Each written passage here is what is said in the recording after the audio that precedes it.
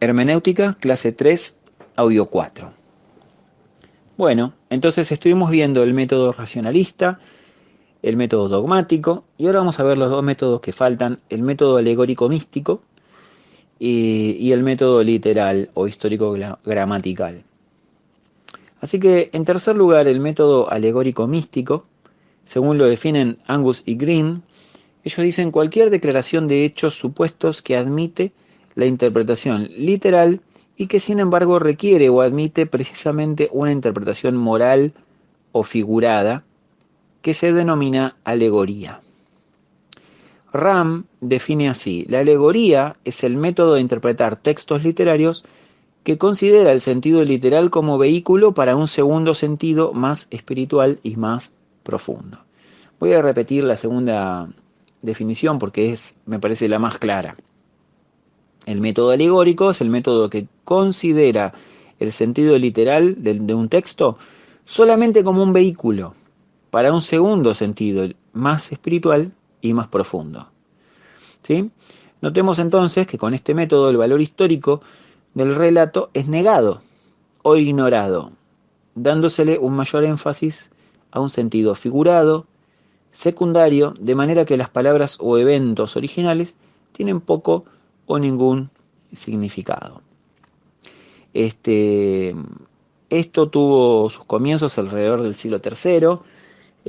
Hubo un padre de la iglesia que se llamó Orígenes y él fue uno de los precursores de este método. ¿Eh?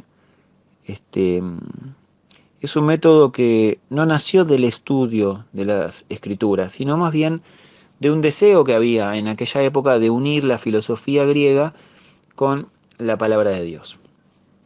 El surgimiento del eclesiasticismo y el reconocimiento de la autoridad de la Iglesia en todos los asuntos doctrinales dio un gran ímpetu para la adopción de este método. También San Agustín fue alguien que contribuyó bastante a el método alegórico místico. Por ejemplo, la historia de Daniel en el foso de los leones, en Daniel capítulo 6, eh, lo que va a decir, por ejemplo, alguien que interpreta ese texto de forma alegórico mística, es que no interesa realmente si Daniel estuvo en el foso de los leones, que no interesa realmente si la historia es verdadera o es falsa. Es más, muchas veces se puede creer que la historia es falsa o que la historia es simplemente una poesía que fue escrita para dejarnos una enseñanza. ¿Y qué es lo que significa? Bueno, Daniel es el creyente y los leones son las pruebas y las tentaciones que no le dañan porque confió en Dios. Entonces ahí tenemos un claro ejemplo de interpretación alegórico-mística. Por ejemplo, tomar a Adán y Eva y el fruto prohibido también como una historia alegórica y no como una historia real. Eva y la serpiente. Eh, Hay un ejemplo muy claro que hacen los testigos de Jehová del método alegórico místico, y es cuando este, el Señor utiliza la historia de Lázaro y el hombre rico.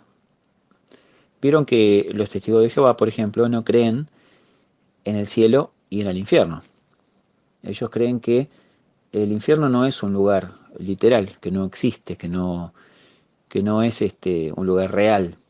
Entonces, cuando uno les cita la historia de Lázaro y el hombre rico, y dice el hombre rico que dice que se está quemando en esa llama, que tiene sed, si no puede mandar a Lázaro que toque su dedo en agua y le dé una gota de agua, cuando uno los confronta con ese texto, entonces ellos van a decir que esa historia de Jesús en realidad no es una historia literal, sino que es una historia que fue creada para explicar la tortura.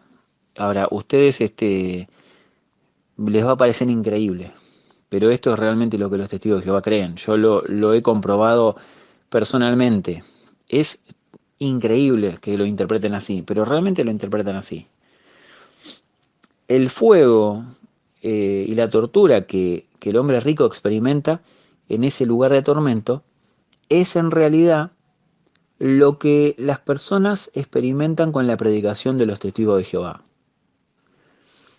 El hecho de que los testigos de Jehová estén enseñando la verdad al mundo hace que aquellas personas que no quieren recibir la verdad lo sientan como una tortura. Y de eso se trata la historia de Lázaro y el hombre rico. Bueno, esa sería la interpretación de los testigos de Jehová sobre esa parábola. Interesante, ¿verdad? Ahora, es interesante porque esta interpretación cae dentro de dos categorías. No solamente es una interpretación del método alegórico místico, también es una interpretación del método dogmático, porque esa es la interpretación oficial que la organización de los testigos de Jehová les obliga a los testigos de Jehová a aprender y a repetir. Ellos no tienen la libertad de estudiar la Biblia por sí mismos y sacar sus propias conclusiones. Ellos están obligados a aprender, a estudiar las interpretaciones de la organización de los testigos de Jehová.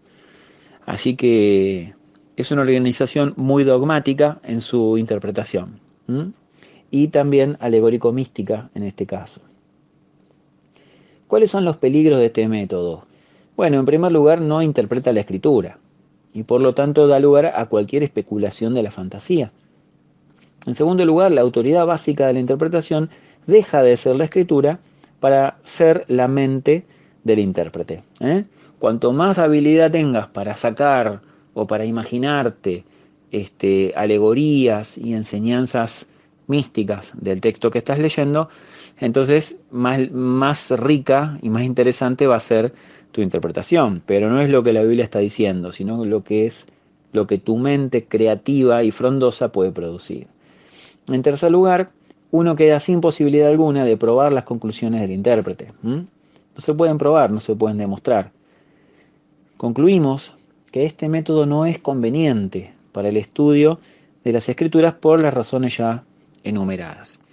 Y bueno, vamos a irnos al último y cuarto método, que es el que nosotros consideramos correcto. El método literal o método histórico gramatical.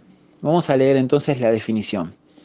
El método literal de interpretación es aquel que da a cada palabra el mismo significado básico exacto que se le daría en su uso normal, ordinario, acostumbrado, bien sea empleado al escribir, al hablar o pensar.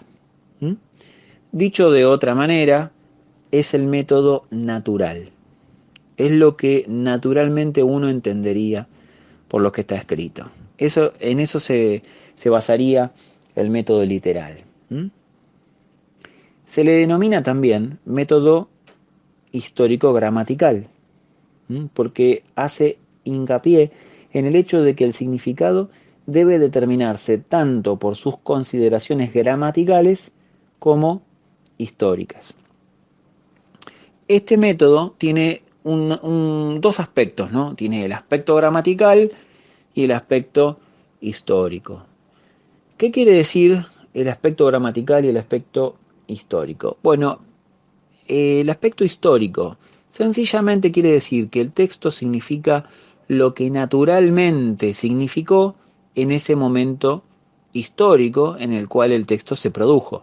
No es lo mismo un texto dicho en el siglo XXI, una palabra dicha en el siglo XXI, que esa misma palabra o esa misma expresión dicha hace 2000 años atrás. Entonces, el método literal no quiere decir de que yo agarro la Biblia hoy, en el siglo XXI, y la leo tal cual como si hubiera sido escrita hoy. Eso me va a llevar a un montón de errores y de conclusiones equivocadas. Lo que yo debo hacer es entender en qué época fue escrita la Biblia, en qué situación histórica, en qué trasfondo histórico. ¿Quién es la persona que está hablando? ¿Quién es la persona que está escuchando? ¿Qué evento histórico rodea el pasaje y funciona como trasfondo del pasaje? Y entonces sí voy a entender cómo esas palabras fueron dichas en ese momento para esa audiencia, por ese interlocutor y en ese contexto histórico. Eso es lo que quiere decir que el método es histórico. Por supuesto que si leo una carta que San Martín le escribió a Simón Bolívar, voy a tener que ubicarme en una época en la que no había luz eléctrica, en la que no había automóvil, en la que no había avión, no había teléfono, no había telégrafo. Y entonces aquellas palabras que aparezcan en esa carta van a estar determinadas, el significado de lo que yo voy a estar leyendo va a estar determinado por esas circunstancias y ese trasfondo histórico que se estaba viviendo en ese momento. En ningún sentido tendría interpretar la carta como si hubiera sido escrita la semana pasada, porque seguramente voy a llegar a conclusiones equivocadas. Eso es lo que quiere decir que el método es histórico. Y que el método es gramatical quiere decir que el texto que estoy leyendo debe ser considerado en su contexto gramatical. Tengo que leer seguramente lo que se dijo antes y lo que se dice después. Tengo que entender cuál es el contexto del discurso que se está diciendo. No es lo mismo una afirmación realizada dentro de un discurso en el cual se está discutiendo. Por ejemplo, Jesús está confrontando a los fariseos. No es lo mismo esa misma afirmación leerla dentro de otro contexto, por ejemplo, de un salmo, donde el salmista está alabando a Dios, o en un libro histórico donde se está narrando una historia. No es lo mismo un estilo literario que otro estilo literario. Un estilo poético, un estilo histórico, un estilo de cartas, en las que, por ejemplo, Pablo le escribe una carta a Filemón. Todo eso va a modificar la interpretación del texto que estoy leyendo y que estoy interpretando. ¿Y cómo lo va a modificar? Porque lo va a poner en contexto, lo va a poner en trasfondo. Tenemos que pensar como igual que cuando sacamos una foto. Cuando sacamos una foto, por ejemplo, a una persona, miramos qué es lo que hay detrás de esa persona. Y puede ser que hay un árbol, puede ser que hay una montaña, puede ser que hay un mar, que hay un lago. Y muchas veces vamos a decirle a la persona, correte un poco más acá, un poco más allá, porque quiero que salga la montaña, quiero que salga el árbol. Y vamos a tratar de ubicar a esa persona en el centro de toda esa imagen o de toda esa escenografía que hay detrás. Y lo mismo tenemos que hacer con los versículos. Cuando leemos un versículo o estudiamos un versículo, no tenemos que ver el árbol y perder el bosque. Tenemos que, al contrario, tenemos que ubicar ese texto en la perspectiva de todo el contexto gramatical. Por un lado, el contexto histórico, por otro lado, el contexto gramatical. Por eso decimos que nuestro método es método histórico gramatical. ¿Quiere decir el método literal que no va a haber figuras? No, de ninguna manera. La Biblia está llena de figuras. Todos sencillamente podemos darnos cuenta de que la Biblia abunda en lenguaje figurado. Sin embargo, las figuras literarias se usan como medios para revelar verdades literales. Lo que es literalmente cierto en una esfera familiar a nosotros es llevado literalmente a otra esfera para de esa manera hacernos entender verdades espirituales ignoradas. Este fue el método de interpretar las escrituras utilizado por Daniel, por Mateo, por Juan, por Pedro y otros hombres de Dios a través de la historia de la Iglesia. Reuniendo todas estas ventajas y evidencias, llegamos a la conclusión de que este es el método correcto y confiable para interpretar las escrituras. El método literal, histórico, gramatical. Y así llegamos al fin de la clase de hoy, ya 15 minutos de audio. Se ha hecho un poquito largo. Bueno, espero que lo hayan disfrutado. estos métodos de interpretación bíblica. La clase que viene vamos a hablar más de este método, de cómo trabajar sobre un versículo, cómo interpretarlo. Espero que les haya sido claro y de bendición. Les mando un abrazo en Cristo y vamos a terminar con una palabra de oración. Señor, te damos gracias en esta noche por estas verdades de cómo entender tu palabra, de cómo interpretarla. Realmente, Señor, esperamos que esto sea de mucha utilidad para todas las personas que están queriendo estudiar tu palabra. Señor, hay mucha confusión y hay mucho obrero malintencionado que utiliza la escritura para su provecho, quizás a veces un provecho material, económico, otras veces para engañar a las personas.